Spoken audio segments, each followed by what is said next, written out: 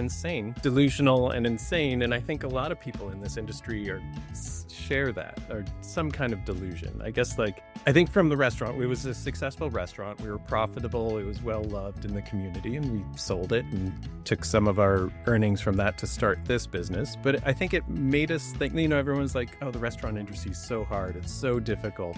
But we succeeded in it. So I think it gave us this weird delusion that we could do other things that are actually harder. Hey everybody, this is Caitlin Bricker, editor at Startup CPG. We are back with another founder feature. Today we're talking with Arif Khan and Sabeen Hasan, founders of Chikka Chikka. They've got a modern take on traditional Indian fennel-seed digestives.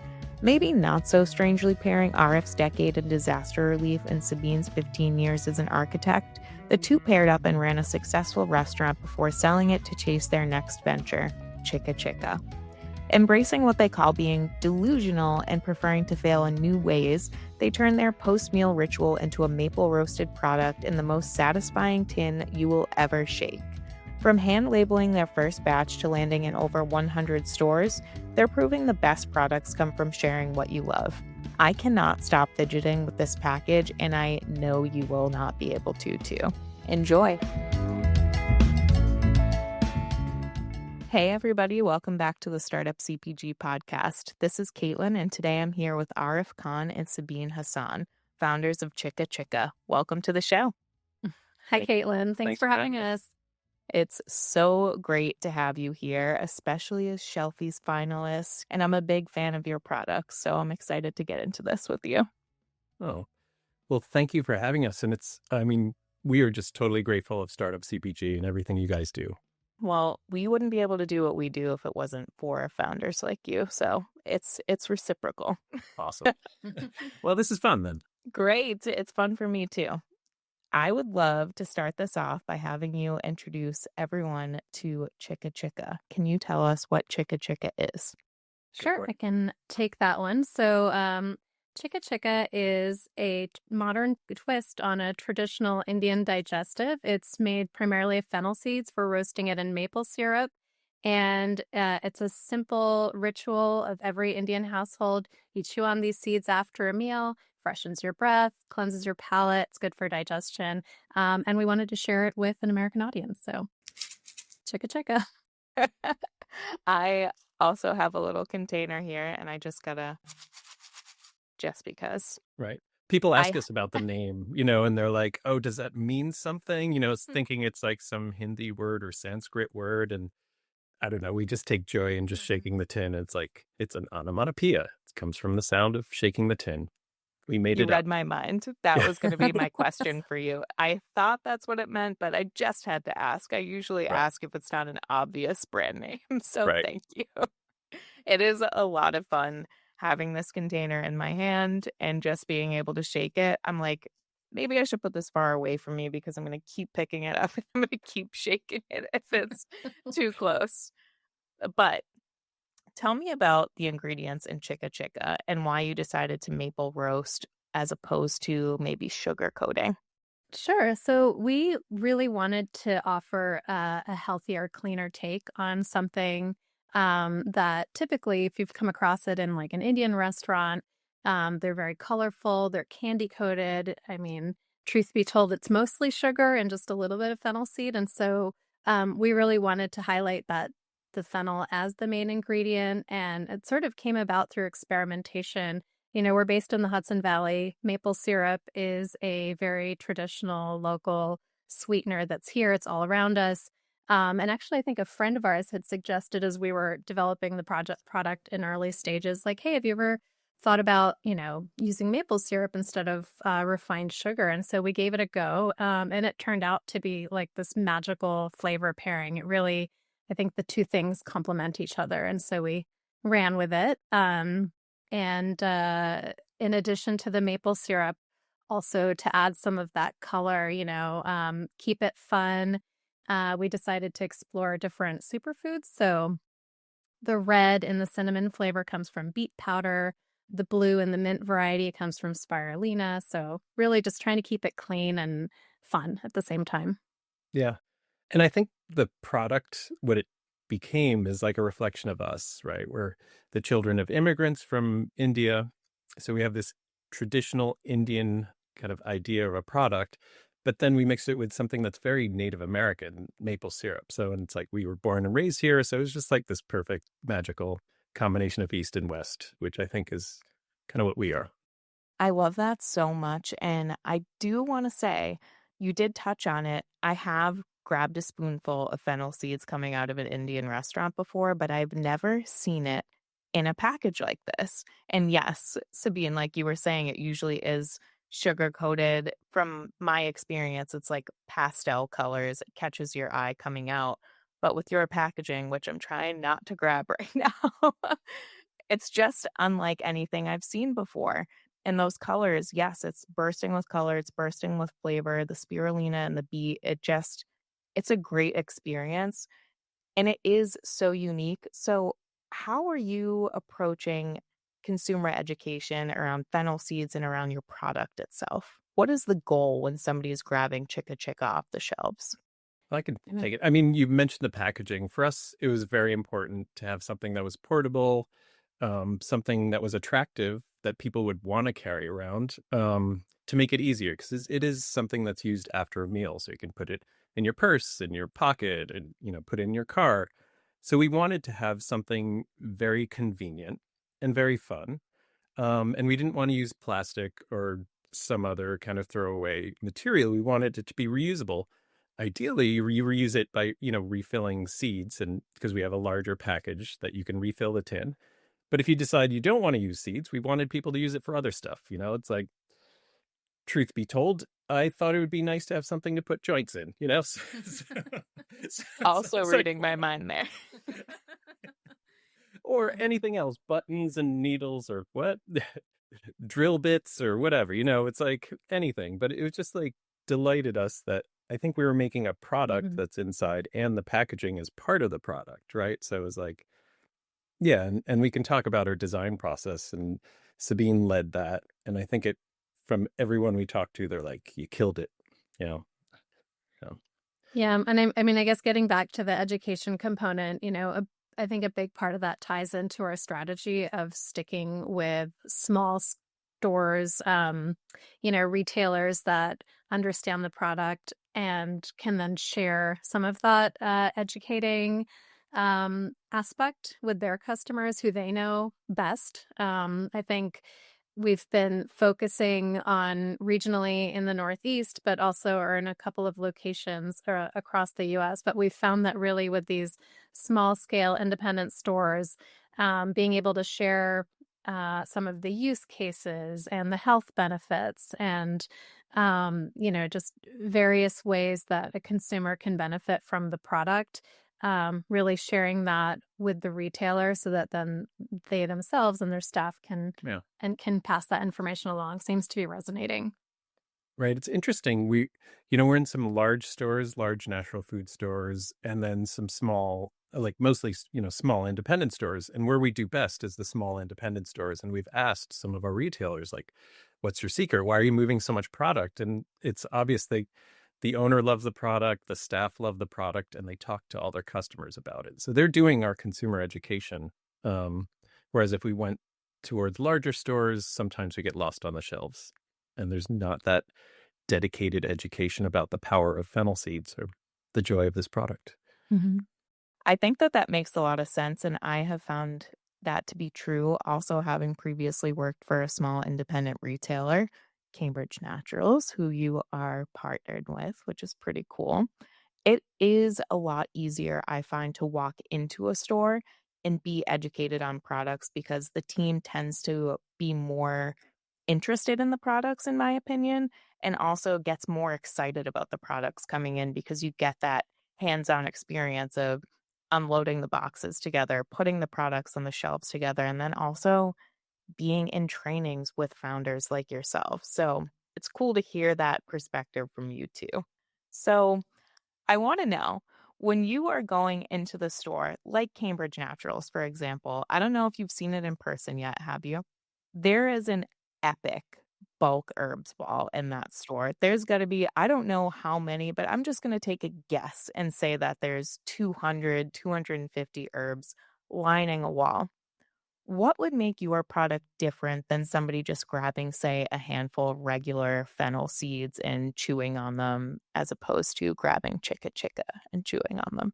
Sure. So, I guess one thing that really sets us apart is that maple syrup. There's really no one in the world that's doing it, to our knowledge. So that's a very one-off experience.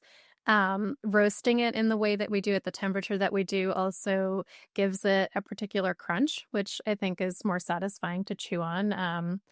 And again, then those different flavor offerings that we have, whether it's peppermint or the cinnamon or the cardamom, they all have their own additional health benefits, whether it's anti-inflammatory, antibacterial, you know, various components that really set it apart. And also, we should mention we have split coriander seeds in there for extra crunch too. Mhm. But yeah, I mean, if people want to make their own, they should. And we encourage that. I mean, we make our own blends using Chikka Chikka and then that we don't sell. That's how this all came about.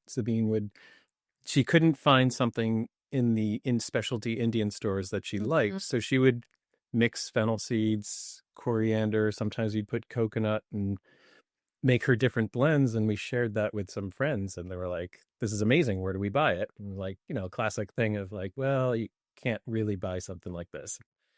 That's all we needed for inspiration to get this thing started. And I love that so much. I've done like cumin, coriander, and fennel seed right, tea before. I Mhm. think it's like commonly known as classic CCF Ayurvedic. tea. Yep. Yeah. And it's just not nearly as fun. It tastes good, but it's not as fun. It doesn't put a smile on my face like Chikka Chikka does. That's a great thing to hear. That's I awesome. mean, it's true. I have to grab it again. It like everything about this makes me want to gravitate towards the package. Like lifting the lid up, everything. It's like even if the seeds are gone, it's like a nice little fidget toy. That's Can't what do that with a mason jar. we wanted. It's funny because like, we it's basically like a supplement, but we're not branded like a supplement. Like if you go to the supplements aisle, everything's very serious and very like Mhm. plain. And so we're like, I think a lot of the stores and the merchandisers, the category managers, they don't know what to do with us because we're like this fun, colorful thing, but it's a health supplement, but it's an after dinner Mhm. digestive, but it's a snack. And so That would be my next question for you. How do you help differentiate for people who might just think Chikka Chikka is just a snack? I mean, it could be, right? But Mhm. it's not just a snack. So how do you get people to really understand that? Well, I would say that, being a year in, we're still kind of in a testing phase. We feel like, we're getting feedback. And so between the various types of stores that we're in, we've been put at point of sale. We've been put in like the digestive aid section next to healthy snacks. And so for us right now, really, we're trying to glean information that we're getting back from our retailers to see where things are tracking and how folks are responding to it.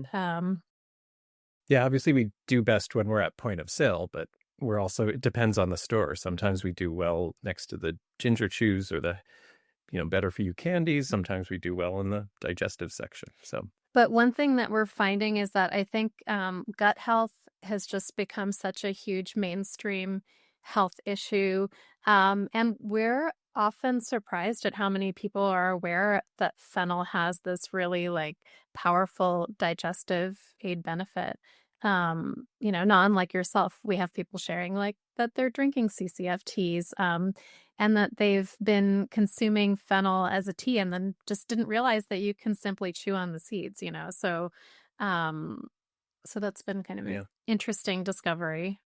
And another thing I like about our product is like the primitiveness of it, which I think is often overlooked, right? It's like in this day and age where you have the gummification of stuff or powderized, like supplements where it's like we're in this future world where people are drinking green drinks and chewing on their nutritional gummies, which is fine. But there's something very primitive about chewing seeds that I like. And I think it's part of the health benefits that starts triggering your saliva production and introducing your body to what you're taking in. So It is so funny, and not to sound like I'm going off track with this, but I feel like it's very much aligned.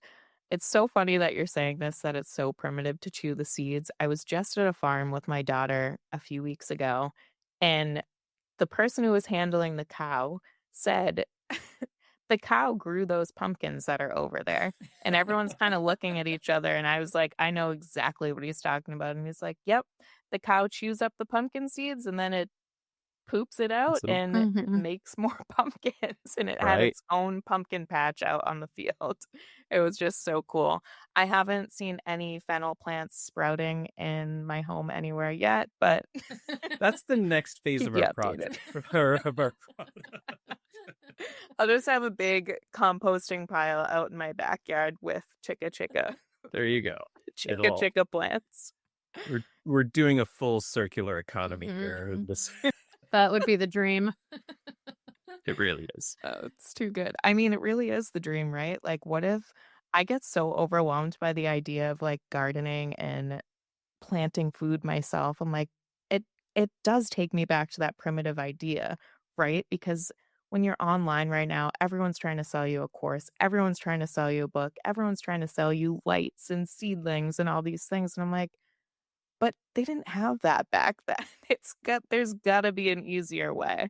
So if I could just poop out my fennel seeds or my sesame seeds or whatever it may be and cover it with soil, that would make my life a lot easier. All Did right. not Is a know we good were gonna thought. get here, This but here we are. simplified. Yeah, I know. I don't know how to transition from that, but Design. Okay, so this could be a great segue for you to tell me about your backgrounds because as a former buyer, something that was very, very important to me was knowing everyone's why and your story behind your product and your brand and who you are.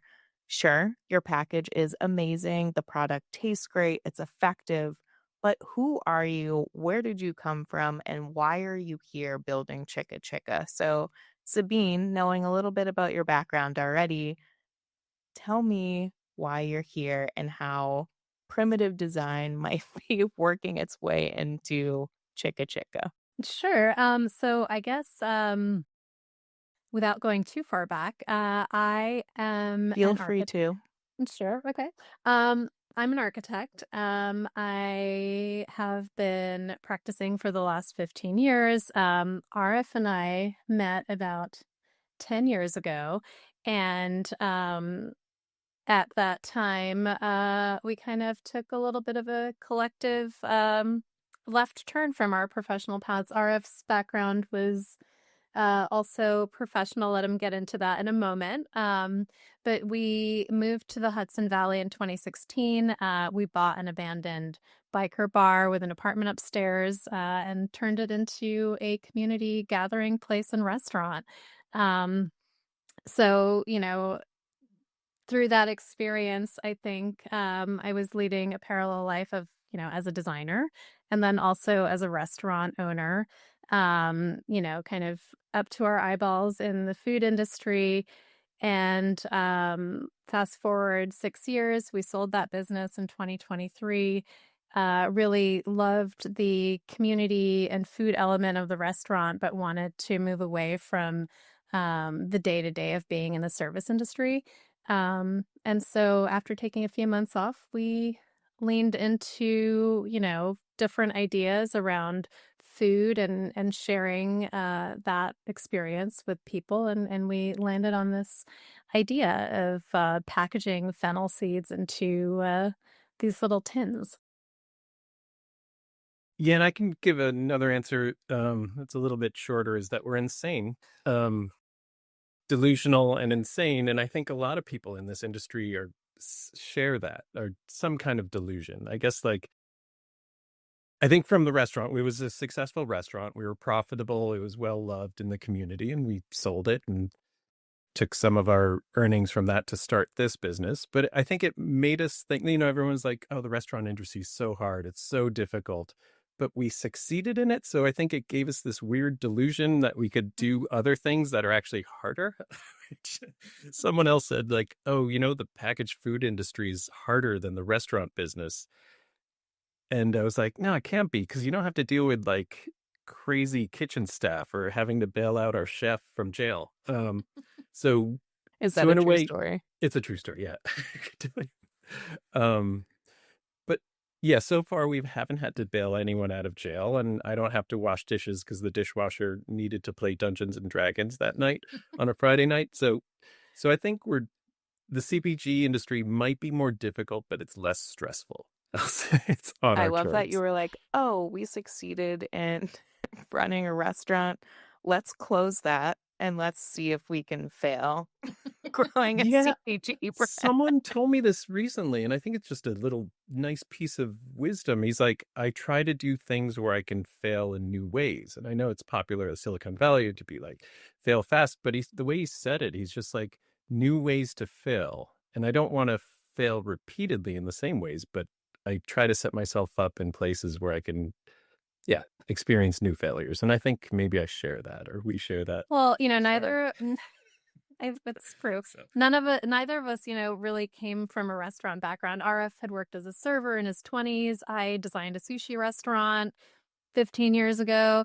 So we took something on that required a lot of learning quickly.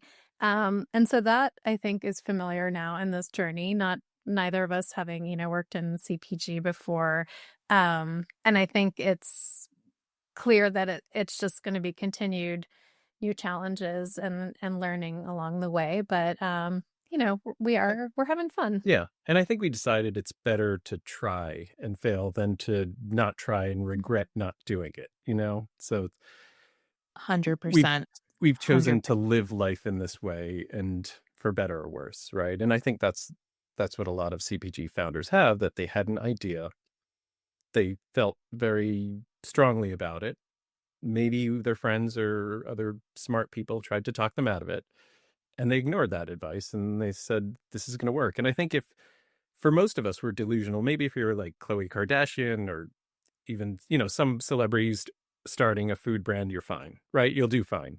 But for the most of us who are just starting with an idea from zero to something, it's high risk, high failure. And there's something about doing it regardless, like knowing that sort of the odds are against you, but doing it anyway. Mm-hmm. So yeah, it's an amazing vehicle for us, for like introducing us to new people. There's such amazing collaboration and cooperation in this industry. It's great. So yeah, you'd asked me about my background. Yes. Before we get into your background, I do have a question, if you don't mind. Two questions, Sure. actually. One, Sabeen, with your architectural background, I have to wonder, did you keep the biker bar aesthetic or did you change it? Oh, that's such a good So- question, So we live in a pretty rural part of Ulster County. This biker bar was a beloved institution. I mean, it had its heyday. There were some pretty rough nights, and we just met neighbors the other day that lived down the street for decades and never went one step foot inside because they were kind of just scared of going in there. So for me as an architect to approach it, it was really important to not completely, turn it on its head.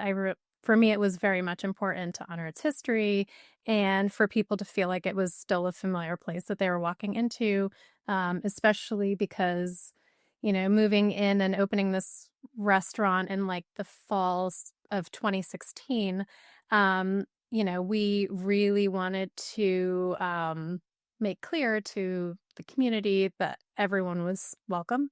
And so really we started with kind of let's just do a more delicate facelift. And then over time, over the course of the next 2-3 years, like in getting like feedback and hearing from the community and just seeing how the space was being used, slowly kind of make Yeah. upgrades. And I mean, often we just, even now, we run into folks that were regulars, and they often just reference the warmth of the space. And it's something that I am super proud of. Is it something that I would have designed for in like a from scratch, like no context situation? Probably not, but I think that it really it was a place that like still, I think, stands out in a lot of hearts of people in the Yeah. community. So, I think we did the thing that you're not supposed to do is we tried to appeal to a wide variety of people. Like usually in business, you're supposed to have your target, right? Your target market, and you cater to them. But we did the thing with our menu, with your design. It was like, I don't know. It was, and in reality, like we had people who were famous artists there, sort of moderate celebrities, and then folks, local folks that have a very modest life who've grew up and live 70 miles from New York City, but have never been to New York City. So we had a wide variety of people, and that kind of made it great. mhm. Um, Wow. yeah, I feel like a lot of what you both are saying could probably be translated into your product too and bringing it to life. Like, especially what you were saying, Sabine, about preserving the history, but making it recognizable to people or making it so that it's not unrecognizable, but also approachable to new customers, I think could totally translate over to what you're doing with Chikka Chikka. So that's really nice. I just have yeah, to say that. Now, thanks. Arif, Yeah, your background. I right. need to know more about your background too, because I'm still trying to put together the pieces of Sabine, Arif, Chikka Chikka. So I need to Right. hear the other part of the story, and then we get the birth of Chikka Uh, Chikka. yeah. So I'd done a lot of different things. So I was an urban planner. I did bicycle and pedestrian planning for a bunch of years, and then I worked overseas as a disaster relief manager. So did that for 10 years. Worked in Africa, Asia, and the Middle East, and often what that meant was getting sent to somewhere, figuring out what's needed, coordinating with other people on the ground or organizations or United Nations agencies or the local government, local people, figuring out what's needed, getting money, implementing the projects. So did that for NGOs, non-governmental organizations, and then the United Nations for 2 years. Um, uh, yeah, so a lot of that. It's a funny transition to go from that and opening up a bar restaurant. I think maybe go back to the part where I'm insane. We can always keep coming back to that part. Right. And it makes no sense, but there's a through line, I think, through all of it, right? Is I like figuring things out, solving problems, and I like partnerships. I like figuring out how to work with others. And the I don't know if it's irony, but working in this startup CPG, like in the CPG business, I find there's like greater cooperation in this business than I experienced. I've worked for government, I've worked for nonprofits, and I've worked at the United Nations. And not to slag any of those, but yeah, there's just amazing cooperation and support. Just Mm. people willing who know more, willing to spend their time helping us out. It's yeah, it's cool. It's a really great community. I mean, as you, I'm sure Yeah. know. And it's like weird. Sometimes I'll be like, what am I doing? Slinging tins of seeds. Like, should I be doing something else? I don't know. It's like, but it's not about that. It's like, the delight you mentioned or the sort of joy. I think there's something very powerful about connecting with others through like commerce. It's like, we've got this product. You need this product. Or with the stores, like you've got a cute little store that you love, and it's like, and you care about all the things in it and you like your customers. And so there's this like nice exchange, I Mhm. think, small scale, like small is beautiful. It's human scaled, it's real, it's culture, it's everything. Yeah. For sure. And I feel like everything in the world, especially in today's day and age, things can get very, very overwhelming and things feel very black and white or just like very dark sometimes. And I'll be the first one to say too, sometimes I get overwhelmed with CPG and the amount of waste, and I'd be a total liar if I didn't say that. But when you come across products that are really just new and different and delightful, like you're saying, it makes life that much more special. Like these are the things that are brought into our daily lives that just make it cool to wake up and be like, "Oh, I have this fun new thing that's Yeah. making my life just a little bit better today." So thank you for introducing the world to Chikka Chikka because it definitely I keep looking at it. It's staring me in the face. I want to pick it up and shake it, but I'm not going to. But yeah, I think hearing both of your backgrounds and now feeling like the love that you poured into Chikka Chikka is definitely coming out and it shows. And I love that. Like your architectural and design background, Sabine, clearly is coming across. I just have to show it again. I'll show it a little closer to the screen for anybody who's watching and the little flip top, just everything. And I got to talk to you about the package. But Arif, your background too, working with so many various groups and countries and bringing everything together and just like, I don't know. I feel like, especially working in disaster relief and going to places where maybe people are not smiling. Maybe people are just like in a dark place, being able to take that and be like, okay, how can I just make life a little bit more enjoyable and delightful really quick for somebody? This is a great way to do it. So, yeah, probably just went on a little bit of a tangent, but here we are. It's okay. That's All how we it roll. is tangent. What is not a tangent? Yeah. Well, I want to just touch on your packaging because I can't stop talking about it. It's the first thing that I mention to people when I am talking about Chikka Chikka because it's unlike anything you're going to see on shelves. Not only what's on the outside, but what's on the inside. But I'd love to talk really quickly about your packaging and how you landed on your packaging design and maybe any learnings that you found along the way while completing that design. Sure. Well, so I guess, I mean, our journey to start was pretty quick, and a part of that is, just I think a balance between how RF works and how I work, and working together as partners. Um, that we essentially, decided we wanted to go down this path. And in order to test it, we signed up for the Good Food Mercantile Show in New York City last June.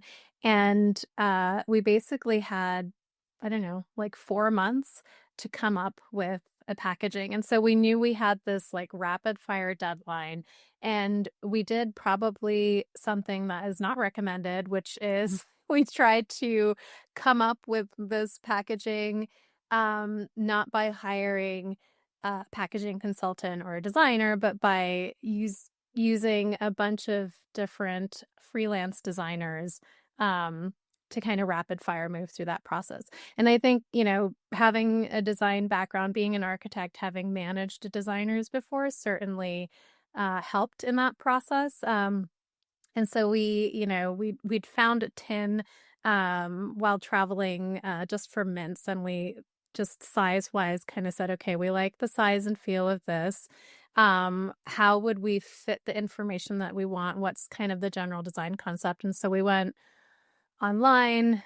We did a design contest, came out, got a bunch of concepts, and generally got the idea of like, a thing on the front, like a beautiful pattern that wraps around the sides.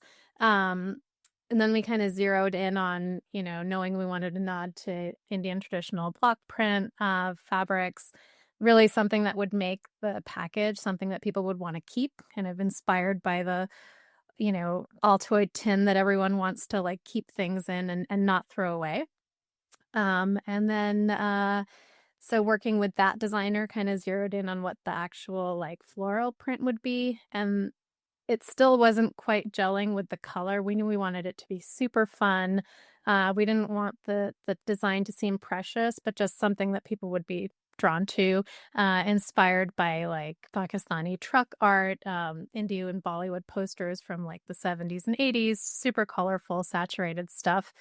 And we found this designer out in Topanga California, and she just kind of got it. And so, through this series of back and forth, I'm a really visual person. So if I got like a 2D rendering of the thing, could sort of understand it. But literally every iteration, I would print out on an 8.5 by 11 the design and make it into like a little mock-up tin to show RF, take photos of it and send it around to friends just to get feedback. So it was like a lot of back and forth, but again, it happened over the course of just a few months.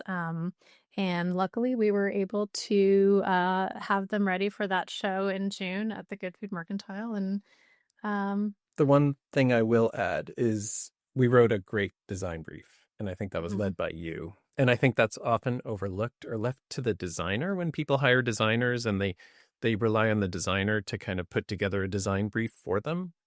And if I would give one piece of advice, I would say for companies or brands, create your own design brief with as much more detail than you think is necessary. Yeah.